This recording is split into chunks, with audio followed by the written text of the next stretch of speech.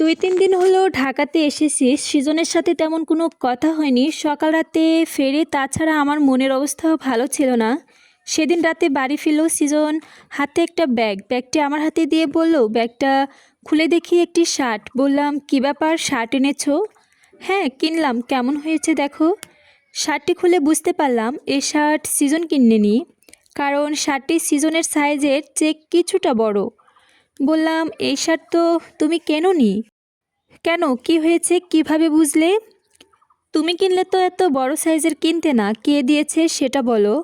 "একজন মহিলা তাকে দিয়েছে, গিফট করেছে তাকে।" "মহিলা দিয়েছে কেন?"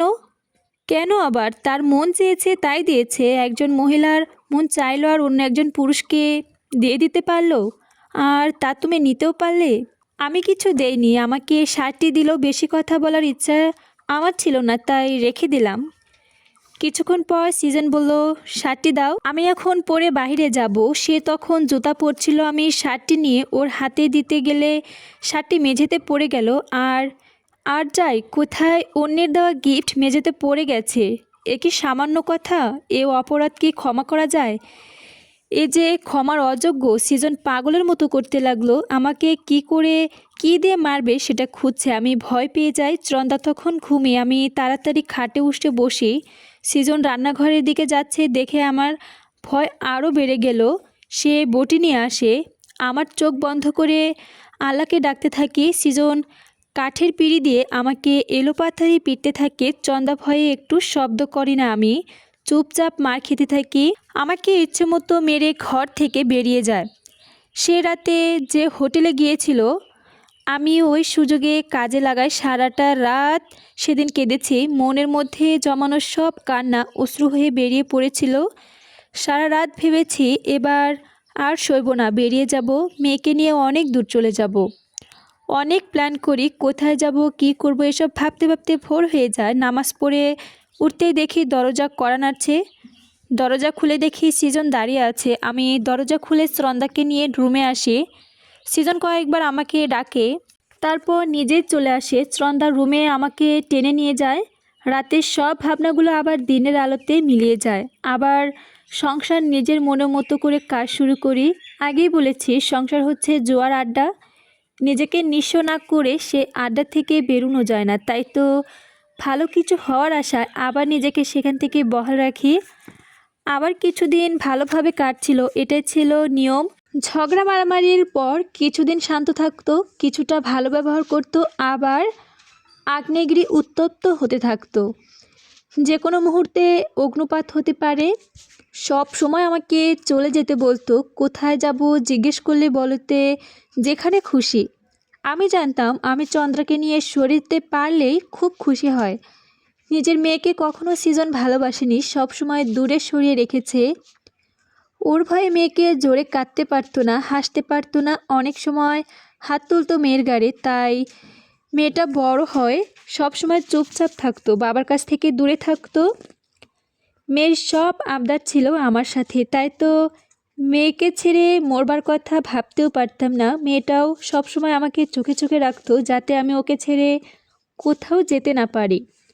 মন খারাপ দেখলেও সেদিন স্কুলে যেত না। অনেক সময় ভাবতো আমি সৃজনের যোগ্য নই, আমার সরে যাওয়া উচিত। আবার ভাবতাম, সৃজন কি আমার যোগ্য?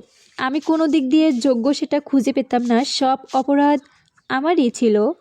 আমি প্রথমে ওকে বেশি মাথায় তুলে ফেলেছিলাম। কথায় আছে, অপরাধীকে ক্ষমা করলে সে ভালো হয়ে যায়, অথবা বারবার ক্ষমা পেলে সে আরও বেশি অপরাধ করে। সৃজনও সেই অবস্থা হয়েছিল, আমি বুঝতাম। কিন্তু মার খাওয়ার পরে ভয়ে কিছু বলতাম না, কারণ অন্য দিক দিয়ে অযোগ্য থাকলেও ও মারার ব্যাপারে সেদিন অন্যের তুলনায় বেশি যোগ্য। আর ভাগ্যই যার সঙ্গে খেলা করছে, তার কি করার থাকবে। তাই তো শুধু বেঁচে থাকাটাই ছিল প্রধান উদ্দেশ্য। কি পেলাম সে হিসেবে করার আমি জ্ঞান হারিয়ে ফেলেছিলাম। তখন ছিল জুন মাস, প্রায় বৃষ্টি হতো।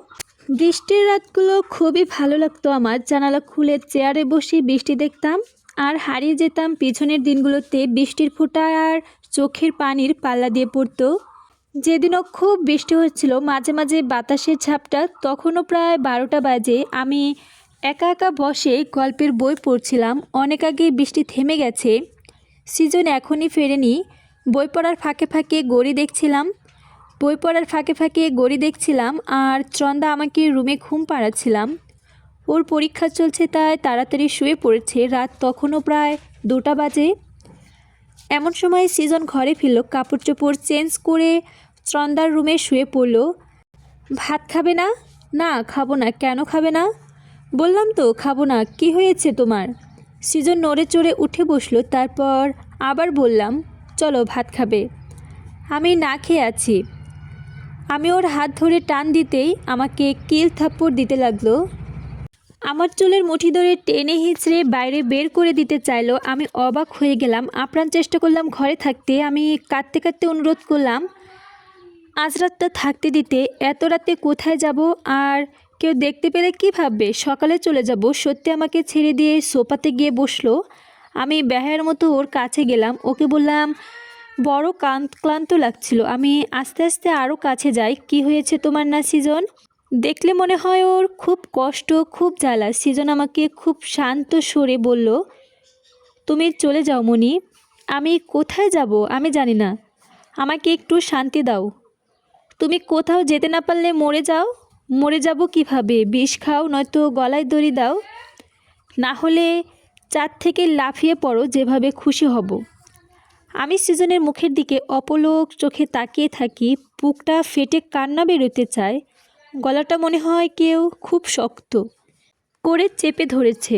দু চোখ পানি দিয়ে গলগলিয়ে পড়ছে। তবু বললাম, আমি মরে গেলে তুমি খুশি হও? সে বলল, হ্যাঁ খুব খুশি হই। আমাকে ছুঁয়ে বলো। সিজন চোখের পলকে আমাকে ছুঁয়ে বলল, তুমি কোথাও চলে যাও, নয়তো মরে যাও, আমি খুব খুশি হব, খোদার কসম। আমি ওকে কথা দিলাম সকালে চলে যাব। সিজন এবার হাঁপ ছেড়ে বসলো।